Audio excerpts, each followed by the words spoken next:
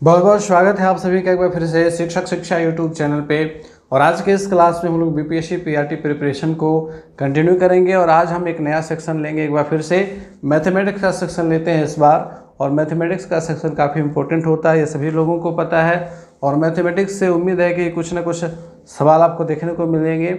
वैसे अभी तक तो क्लियर नहीं किया गया है कि कितने सवाल मैथमेटिक्स सेक्शन से रहेंगे, लेकिन उम्मीद है कि कम से कम 15 सवाल आपको देखने को मिल सकते हैं। 120 में से 15 सवाल आपको ज़रूर देखने को मिलेंगे मैथमेटिक्स के सेक्शन से। और मैथमेटिक्स के सेक्शन में चूँकि डिटेल सिलेबस भी नहीं दिया गया है, ताकि ये कन्फर्म जो चैप्टर्स होते हैं उसको पढ़ा जाए और उसी से तैयार किया जाए सवाल। लेकिन यहाँ पर हम लोग एक एस्टिमेट लगा करके, एक अंदाज़ लगा, अनुमान लगा करके, गेस करके हम लोग कुछ चैप्टर्स को देखेंगे। और इसमें जो सबसे इम्पोर्टेंट चैप्टर है वो होता है कमर्शियल मैथमेटिक्स का। और जितने भी कम्पिटिटिव एग्जामिनेशन होते हैं वहाँ पे मैथ के अंदर कमर्शियल मैथमेटिक्स के सवाल ज़रूर देखने को मिलते हैं। और कमर्शियल मैथमेटिक्स में बात करेंगे तो चक्रवृद्धि ब्याज, आपका लाभ और हानि, इसके अलावा आपका बट्टा वाला, छूट वाला जो सवाल होता है वो आपका देखने को मिलता है। साथ ही आपका कुछ सवाल जो है शेयर लाभांश, बैंकिंग वाला, आपका जीएसटी वाले सवाल भी आपको देखने को मिल सकते हैं। तो उसी क्रम में मैंने यहाँ पे चक्रवृद्धि ब्याज को लेकर के आज का क्लास यहाँ पर सिलेक्ट किया है।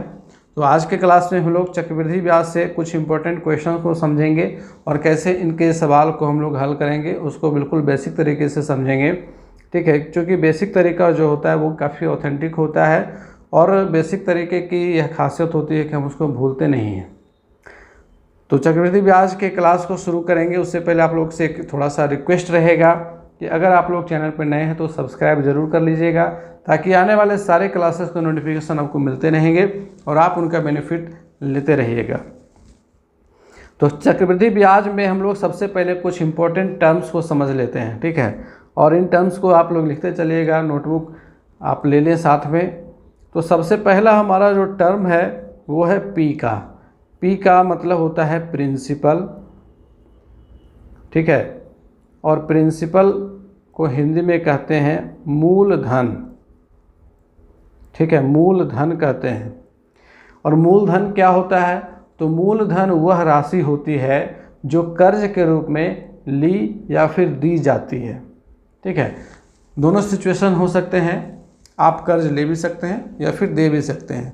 तो वह धन जो है जो कर्ज के रूप में ली जाए या दी जाए वह मूलधन कहलाती है। ठीक है, जैसे अगर किसी व्यक्ति ने 5,000 रुपये किसी से उधार लिए तो वह जो 5,000 रुपये की राशि ली गई है वह क्या कहलाएगी?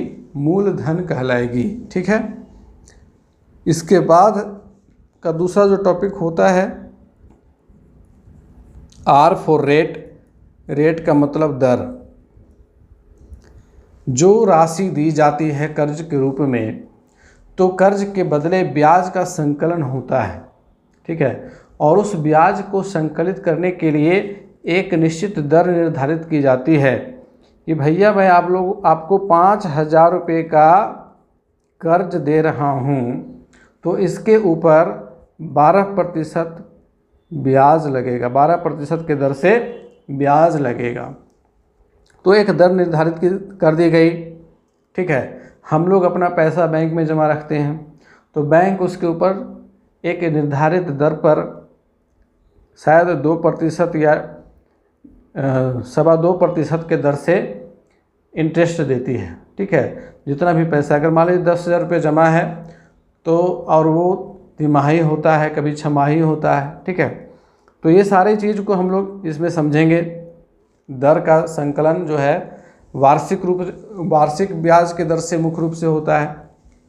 वार्षिक कहने का मतलब इस साल भर में आपको टैक्स लगेगा, इंटरेस्ट देना होगा। ठीक है, निश्चित दर पर जोड़ करके साल भर में देना होगा तो उसको वार्षिक कहेंगे। अर्धवार्षिक का मतलब कि 6 महीने में लगेगा, वहीं तिमाही में 3 महीने पर लगेगा और मासिक में महीने महीने आपको उसका इंटरेस्ट देना पड़ेगा। तो ये कुछ कंडीशन होते हैं। तो जो समय निर्धारित कर दी जाती है तो समय की भी इसमें भूमिका रहती है और समय को हम लोग टाइम कहते हैं, इसको टी से सूचित करते हैं। ठीक है, इसको टी से सूचित किया जाता है। अब इसके बाद एक कंडीशन होता है कि जितनी राशि दी गई है, मूलधन जो आपको कर्ज के रूप में दिया गया है या फिर लिया गया है, उस पर जो ब्याज संकलित हुआ, इन दोनों को मिला करके एक मुश्त राशि लौटाने की बात की जाती है। तो इसको कहा जाता है मिश्र धन। इसको कहा जाता है मिश्र धन, और मिश्र धन को इंग्लिश में कहते हैं अमाउंट, और इसको सूचित करते हैं ए से। ठीक है, तो ये कुछ इम्पॉर्टेंट टर्म्स हो गए चक्रवृद्धि ब्याज को लेकर के। अब इसमें कुछ इम्पॉर्टेंट फार्मूला है, उसको हम लोग थोड़ा सा देख लेते हैं। सबसे पहला फार्मूला चक्रवृद्धि ब्याज बराबर, चक्रवृद्धि ब्याज को शॉर्टकट में हम लोग CI लिखेंगे, कंपाउंड इंटरेस्ट। तो कंपाउंड इंटरेस्ट निकालने के लिए क्या करते हैं, P into 1 plus R by 100 to the power T minus P। ठीक है, इस फॉर्मूले को याद रखेंगे और इसी फॉर्मूले से चक्रवृद्धि ब्याज निकालने से संबंधित जो भी सवाल होंगे उसको हम लोग हल करेंगे। तो ये पहला फॉर्मूला हो गया। इसके बाद दूसरा फॉर्मूला लिखेंगे A equal to P into 1 plus R by 100 to the power T। ये आपका हो गया दूसरा फॉर्मूला, A इक्वल टू यानी कि मिश्रधन बराबर। मिश्रधन निकालने के लिए ये फॉर्मूला हो गया। अब सवाल में अगर मिश्रधन दिया हुआ है, उससे संबंधित कुछ और टर्म्स दिए हुए हैं और एक टर्म निकालने के लिए कहा जाएगा, तो वहाँ पर हम लोग मिश्रधन के इस फॉर्मूले का इस्तेमाल करके उस सवाल को हल कर लेंगे। तो आइए अब सवालों की ओर बढ़ते हैं और पहला सवाल आसान सा सवाल लेंगे, आसान से कठिन की ओर बढ़ेंगे। तो पहला सवाल है 6,000 रुपये का 3 वर्ष के लिए 10% वार्षिक ब्याज की दर से चक्रवृद्धि ब्याज ज्ञात करें। तो यहाँ पर देखिए दिया हुआ है आपका मूलधन P बराबर 6,000 रुपये, तो लिखते चलेंगे P इक्वल टू 6,000 रुपये। आपका टाइम जो दिया हुआ है 3 वर्ष, तो 3 वर्ष लिखेंगे। रेट दिया हुआ है 10%, तो 10% लिखेंगे। वार्षिक ब्याज लागू है तो इसमें कुछ नहीं करना है। अगर अर्धवार्षिक रहेगा, ठीक है, अगर कंडीशन दे देगा कि ब्याज अर्धवार्षिक संयोजित हो रही है, तो वैसी स्थिति में दर को आधा कर दिया जाता है और टाइम को डबल कर दिया जाता है। अगर दे दिया जाए कि तिमाही संयोजित होता है, तब हम दर में 4 से भाग देते हैं और समय में 4 से गुणा कर देते हैं। ठीक है, ये कंडीशन रहेगा। अब यहाँ पर समझने वाली बात है कि जो भी चीज़ें दी हुई हैं उसके अकॉर्डिंग हमको चक्रवृद्धि ब्याज ज्ञात करना है। तो चक्रवृद्धि ब्याज का सूत्र होता है P into 1 plus R by 100 to the power T minus P। तो इस फॉर्मूला के अकॉर्डिंग हम लोगों ने उसको अरेंज कर लिया। अब इसको हम लोग क्या करेंगे, फटाफट से कैलकुलेट कर लेंगे। ठीक है, तो यहाँ पर हम लोग इसको कैलकुलेट करके लिखेंगे 11/10 हो जाएगा, माइनस ये 6,000 रह जाएगा। ठीक है, यहाँ पर 6,000 माइनस हो जाएगा, 0 0 0, ये 3 0 कट गया, यहाँ बच गया 6। 11 गुने 11 गुने 11, तो 11 गुने 11 1331 होता है। तीनों को गुना करेंगे, 11 का घन 1331, 1331 गुना 6 और घटाओ 6,000, है ना। तो देखिए 1331 गुना 6 करने पर आ जाएगा 7,986, 7,986।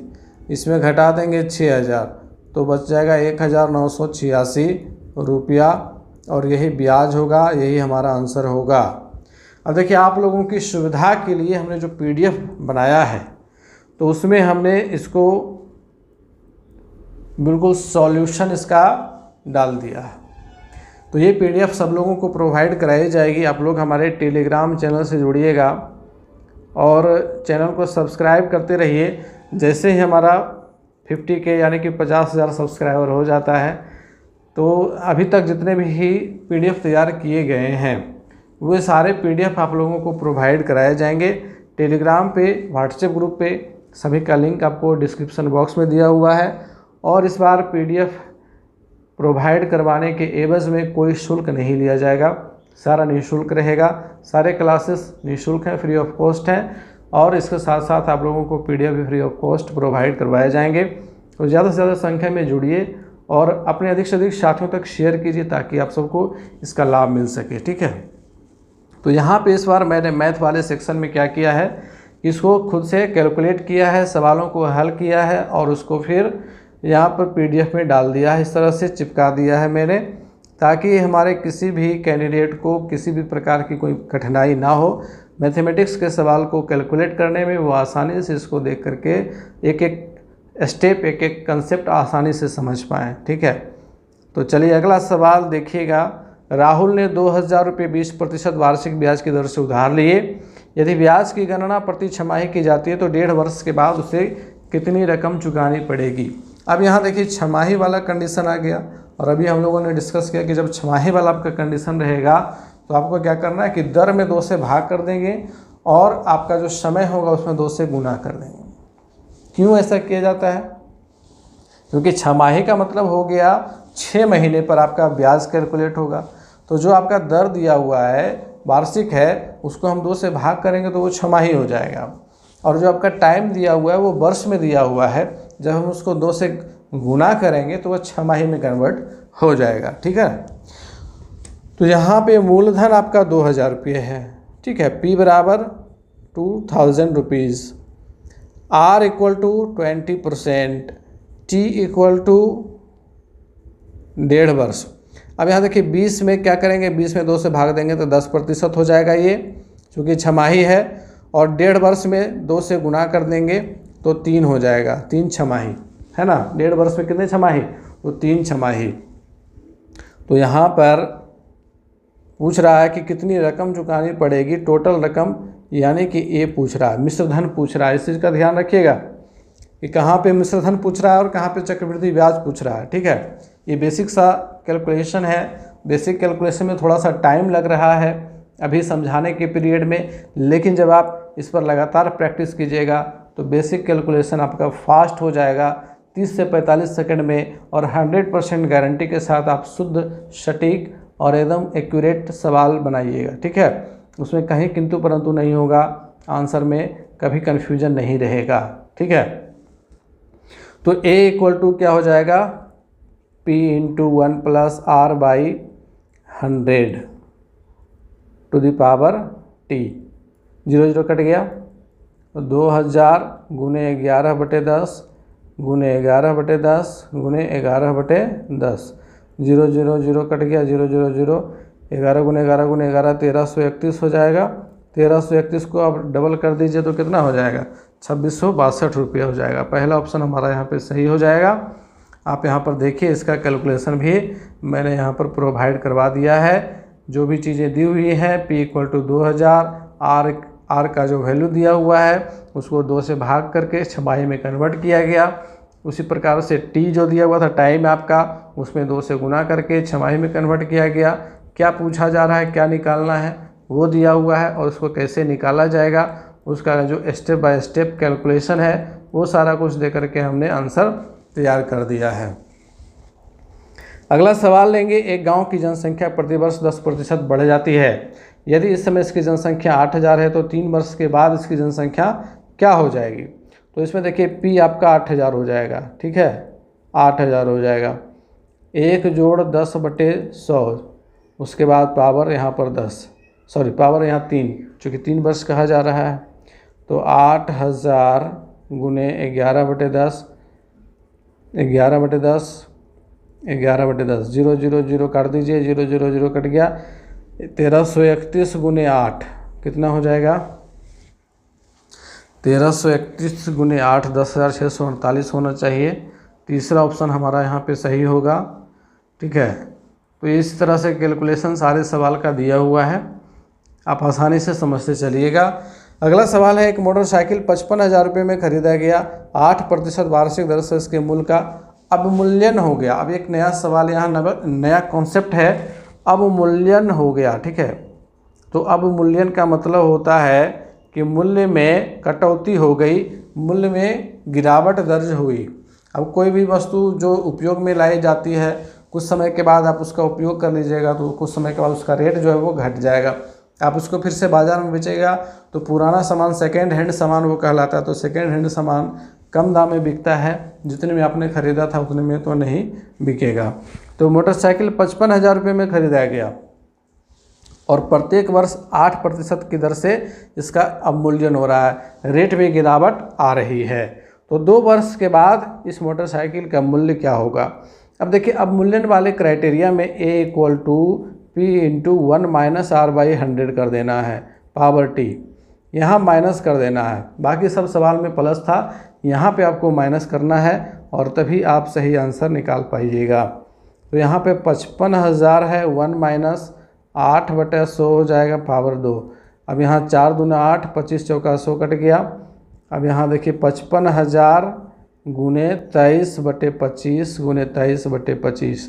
ये 23 कैसे आया, यहाँ पर भिन्न का घटा होगा, 25 से कहीं 25 में से 2 घटेगा, 23 बच जाएगा। ठीक है, अब इसको 25 से काटिए, सारा कैलकुलेशन इधर दिया हुआ है। देखिए यहाँ पर कैलकुलेट करके यहाँ पर आंसर दिया हुआ है 46,552 रुपये इसका आंसर आएगा।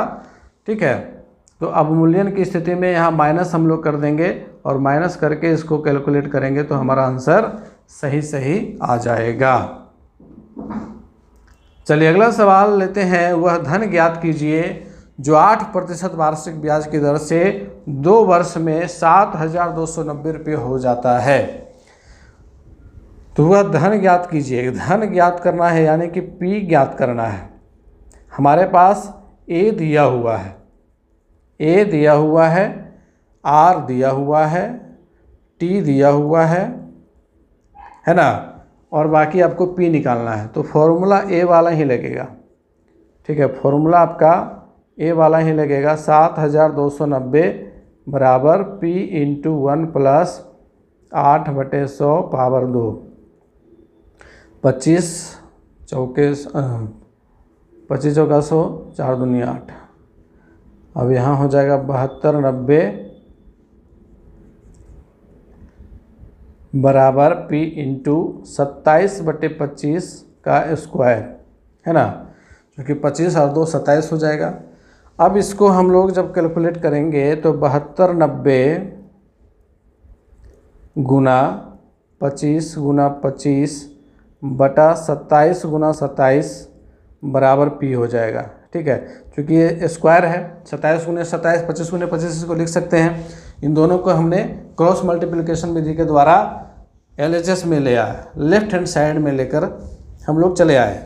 तो 27 ऊपर में था तो ये नीचे आ गया, 25 नीचे था तो ऊपर चला गया। अब देखिए 27 का स्क्वायर होता है 729, 27 का स्क्वायर 729, तो 27 गुने 27 ये 10 बार में कट जाएगा 7290। ठीक है, 25 गुने 25, 25 का स्क्वायर होता है 625 और 625 को जब हम लोग 10 से गुना करेंगे तो 6,250 रुपया आंसर आ जाएगा। तो पहला ऑप्शन हमारा यहाँ पे सही हो जाएगा। कैलकुलेशन आप लोगों के लिए करके दे दिया गया है। चलिए अगला सवाल, कितने प्रतिशत वार्षिक ब्याज की दर से 4,000 रुपये 2 वर्ष में 5,290 रुपये हो जाता है। यहाँ पर आपसे दर पूछा जा रहा है।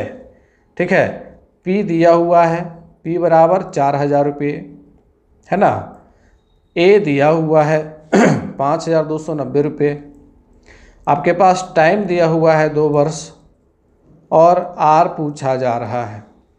फॉर्मूला कौन सा लगेगा, तो फॉर्मूला सर A बराबर P × 1 + R/100 to the power T वाला ही लगेगा, क्योंकि इसी में A भी है और P भी है। R हमें निकालना है तो R को R रहने देंगे, बाकी कैलकुलेशन करेंगे। कैसे कैलकुलेशन होगा, चलिए इसको समझ लेते हैं। तो A = 5,290 रुपये बराबर P, तो P है 4,000, 1 + R/100 टू द पावर 2। अब इसका कैलकुलेशन हमें आगे बढ़ाना है। तो यहाँ पर देखिए 5,290 बटे 4,000 हो जाएगा बराबर यहाँ पर 100 + R बटे 100। यहाँ पर भिन्न का जोड़ हम लोगों ने कर दिया तो 100 प्लस आर बाई 100 आ गया।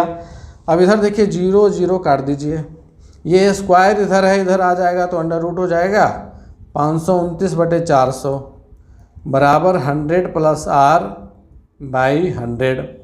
अब बताइए 529 किसका वर्ग है, 530 का वर्गमूल क्या होगा, तो 23 होगा। 400 का वर्ग क्या होगा, तो 20 होगा, यानी कि इधर आ जाएगा 23/20। 23/20 बराबर 100 प्लस आर बाई 100। अब इसको कैलकुलेट कर लेंगे, क्रॉस मल्टीप्लिकेशन कर दीजिए। 2300 बराबर 2000 प्लस 20R है ना। अब यहाँ देखिए 2300 माइनस 2000 हो जाएगा, क्योंकि ये प्लस में है, इसको इस तरफ भेज देंगे तो माइनस हो गया बराबर 20R। अब 2300 में से 2000 घट जाएगा तो 300 बचेगा, तो 300 बराबर 20R। अब 300/20 बराबर R, 0 0 कट गया, 15 दूनी 30, यानी कि 15% रेट हमारा निकल करके आया है। तो चौथा ऑप्शन हमारा यहाँ पे हो जाएगा सही। बढ़ेंगे अगले सवाल की ओर। स्वाति एक ज़मीन का टुकड़ा खरीदने हेतु बैंक से 40,960 रुपये कर्ज लेती है। यदि बैंक 12.5% वार्षिक दर से 1.5 वर्ष के लिए कर्ज देती है और ब्याज का संयोजन अर्धवार्षिक होता है, तो स्वाति को कितनी राशि देनी पड़ेगी। ये सवाल है आपका। सवाल में दिया हुआ है पी दिया हुआ है 40,960 रुपये, ठीक है। आर आपका दिया हुआ है 12.5%, यानी कि 12 दूनी 24, 25/2। और चूँकि यह अर्धवार्षिक संयोजन होता है ब्याज का, तो इसमें हम लोग 2 से भाग कर देंगे, ठीक है। अब देखिए 25/2 गुना 2 मैंने लिखा और बोला भाग करेंगे। अब इस चीज़ को समझ लीजिए, अगर किन्हीं कैंडिडेट को ये चीज़ समझ में नहीं आती है तो फिर उनके लिए प्रॉब्लम है, और मैं नहीं चाहता हूँ कि कोई भी छोटा से छोटा चीज़ मैथ में प्रॉब्लम खड़ी करे। तो 25/2 में हमें 2 से भाग करना है, ठीक है। तो हम लोग जानते हैं कि जब हम लोग भिन्न का भाग करते हैं, इसको हम लोग 2/1 लिख सकते हैं, बिल्कुल लिख सकते हैं। तो भाग को जब हम लोग गुना में कन्वर्ट करते हैं तो क्या होता है, बाद वाली जो संख्या होती है उसका हर और अंश में परिवर्तन हो जाता है, उल्टा हो जाता है। तो ये क्या हो जाएगा, 25/4 हो जाएगा। इसीलिए मैंने वहाँ पर लिख दिया था आर बराबर 25/2 गुना 2, ठीक है। तो यहाँ पर 25/4 आर का मान होगा 25/4, ठीक है। और समय आपका 1.5 वर्ष दिया हुआ है, t = 1.1/2 यानी कि 1.5 वर्ष। तो इसको हम लोग 2 से गुना करते हैं तो आता है 3 छमाही, ठीक है। अब इसका कैलकुलेशन करेंगे, कितनी राशि देनी पड़ेगी, यानी कि a निकालना है। तो a = p × 1 + r/100 यही फॉर्मूला का इस्तेमाल करेंगे, ठीक है। तो यहाँ पर 40,960 गुने 1 + r है हमारा 25/4 गुने 100 हो जाएगा, पावर आपका 3 हो जाएगा, 25 चौके 100, तो 40,960 × 1 + 1/16 है ना। और ये 16 1 17 हो जाएगा, 17/16। तो यहाँ पर 40,960 गुने 17/16 गुने 17/16 गुने 17/16, ठीक है। ये इस प्रकार से आप कैलकुलेशन कीजिएगा। तो यहाँ पर देखिए कैलकुलेशन आपके लिए किया हुआ है। 16 16 16 इन तीनों का घन 40 96 होता है, ठीक है। तो ये 40 96 10 बार में कट गया। अब 17 गुने 17 गुने 17 गुने 10 करने पर 49,130 रुपये आ गया, क्योंकि 17 गुने 17 गुने 17 यानी कि 17 का घन जो है वो होता है 4,913। 10 से गुना कर दिया तो 49,130 रुपया आंसर हो गया हमारा यहाँ पे। अगला सवाल है, रवि ने 32,000 रुपये बैंक में जमा किया। उस बैंक द्वारा जमा की गई राशि पर ब्याज का संयोजन तिमाही घोषित किया गया है और ब्याज की दर 5% वार्षिक हो तो रवि को 6 महीने के बाद कितनी राशि प्राप्त होगी। P इक्वल टू आपका है 32,000 रुपीज़। उसके बाद ब्याज की दर R बराबर 5%, लेकिन यहाँ पर तिमाही घोषित किया गया है तो इसमें 4 से भाग कर दीजिएगा, 5/4% हो जाएगा। समय आपका 6 महीना दिया हुआ है तो 6 महीना बराबर होता है 2 तिमाही, तो यहाँ पर आपका टाइम होगा 2। अब कैलकुलेशन करेंगे A इक्वल टू तो 32,000 गुने 1 जोड़ 5/4 गुने 100 पावर 2, तो देखिए 20/25 100 कट गया, 20 चौके 80 हो जाएगा, 80 एक 81 हो जाएगा, तो 32,000 गुने 81/80 गुने 81/80, 0 0 0 0 कट गया, 8 चौके 32, 40 बार में कट गया, 8 5 40, 5 बार में कट गया, 81 गुने 81 गुने 5, तो आ जाएगा आपका 32,805 रुपया, 32,805 रुपये। चौथा ऑप्शन सही है। कैलकुलेशन आपके लिए यहाँ पे करके दे दिया गया है। चलिए अगला सवाल, 5% वार्षिक दर से बढ़ते हुए वर्ष 2005 के अंत में एक शहर की जनसंख्या 44,100 हो गई।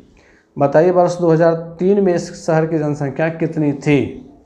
तो यहाँ पर देखिए ए दिया हुआ है, 44,100 क्या है, तो ये आपका ए है, यानी कि मिश्र धन है। अब यहाँ धन तो नहीं है, लेकिन मिश्र धन के रूप में ही हम इसको समझेंगे। फिर आपका यहाँ पर 5% रेट दे दिया गया है। टाइम आपका 2 वर्ष दिया गया है, 2003 से 2005। आपको निकालना क्या है, शहर की जनसंख्या कितनी थी, यानी कि पी निकालना है। तो पी निकालना है, ए दिया हुआ है, तो फॉर्मूला हम लोग ए इक्वल टू लगाएंगे 44,100 बराबर पी इंटू 1 + 5/100 पावर 2, 20/25 100 कट गया। अब यहाँ 44,100 बराबर पी इंटू 21/20, 21/20 पावर 2।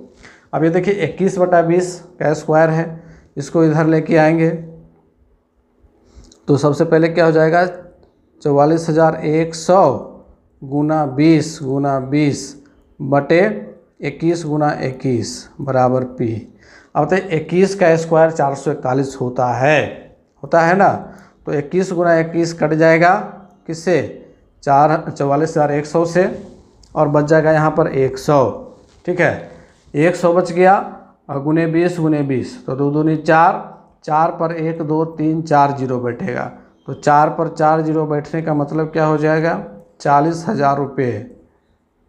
ठीक है, 40,000 रुपये, सॉरी रुपया यहाँ पर नहीं होगा क्योंकि जनसंख्या यहाँ पर है, तो 40,000 जनसंख्या हो जाएगी। तीसरा ऑप्शन हमारा यहाँ पे सही होगा।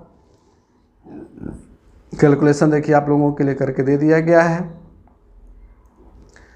आज का क्लास आप लोगों को कैसा लगा है कमेंट करके ज़रूर बताइएगा। आखिरी सवाल की ओर आ चुके हैं हम। एक जनित्र का वर्तमान मूल्य 42,000 रुपये है। यदि उसका अवमूल्यन, यहाँ फिर से देखिए अवमूल्यन वाला क्राइटेरिया आ गया, 5% वार्षिक हो तो 2 वर्ष के बाद उस जनरेटर का मूल्य क्या होगा। तो यहाँ पर फिर से ए निकालना है। 42,000 मूलधन है, 1 - 5/100⁻², 20/25 100 कट जाएगा। 42,000 गुने 19/20 गुने 19/20, 0 0 कट गया, 2 दूनी 4, 4 5 20, सॉरी 105 हो जाएगा, है ना। 19 गुना 19 गुने 105 कितना आएगा आंसर, तो यहाँ देखिए 19 गुना 19 गुने 105, 37,905 रुपया। तो 37,905 रुपये उस जनरेटर का मूल्य रह जाएगा 2 वर्षों के बाद। तो यहाँ पर चक्रवृद्धि ब्याज से संबंधित जितने भी इम्पोर्टेंट क्वेश्चंस बन रहे थे उसमें से 10 महत्वपूर्ण प्रश्नों को मैंने यहाँ पे सेलेक्ट किया था, जिसके द्वारा अलग अलग पैटर्न के सवाल आप बनाना सीख पाएँ और आपका जो चक्रवृद्धि ब्याज के बाद लाभ हानि वाला सेक्शन होगा, ठीक है, छूट वाला सेक्शन होगा, इसके बाद उसके क्लासेस लाए जाएंगे, ठीक है, ताकि कमर्शियल मैथमेटिक्स के सेक्शन को पूरी तरह से कंप्लीट कर लिया जाए। तो आज का क्लास आप लोगों को कैसा लगा है इसको कमेंट करके ज़रूर बताइएगा, और चैनल को सब्सक्राइब कर लीजिएगा अगर अभी तक नहीं किए हैं तो। अपने अधिक से अधिक साथियों तक शेयर ज़रूर कीजिएगा। मिलते हैं फिर से नेक्स्ट क्लास में, तब तक के लिए गुड बाय, टेक केयर।